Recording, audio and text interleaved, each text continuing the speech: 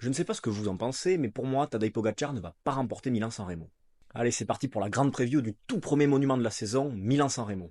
Bon alors, le parcours est assez classique, 289 km pour allier Pavie à San Remo. Les 240 km servent essentiellement à faire tourner les jambes avant le mythique enchaînement Cipressa-Poggio.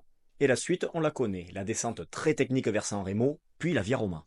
Et c'est justement à cause de ces derniers kilomètres traditionnels que je pense que Pogacar ne va pas remporter la course. Alors attention, il est l'un des grands favoris pour la gagne, ça je le lui enlève pas. Mais pour moi, s'il veut gagner, il doit obligatoirement arriver tout seul sur la Via Roma car cette année, tous ses adversaires sont meilleurs que lui au sprint. En effet, du côté de l'Alpecin, Mathieu Van Der Poel va avoir le lead étant donné que Philipsen s'est cassé la main. Mats Pedersen est en très grande forme, on l'a vu sur Paris-Nice, et ce n'est pas le Poggio qui devrait lui faire peur, il devrait pouvoir suivre les attaques. Il est d'ailleurs mon grand favori. Idem pour Filippo Ganna, monstrueux sur Tirreno Adriatico, et que je vois suivre dans le Poggio comme en 2023. Ainsi, comme je le disais, face à ces trois garçons qui sont pour moi les trois autres favoris, il ne peut pas gagner au sprint.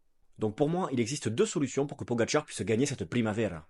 La première, c'est le scénario sur lequel on fantasme depuis quelques années, une très grosse attaque dans la Cipressa et un final en solitaire ou avec un de ses coéquipiers.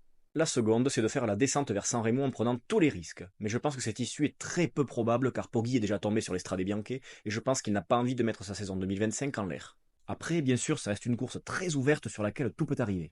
Mais comme je dis très souvent, Milan-San Remo sera la course que Pogacar aura le plus de mal à remporter, tant son final est aléatoire et peut convenir à pléthore de coureurs. Et vous alors, qu'en pensez-vous? Quel est votre favori? Dites-le moi en commentaire.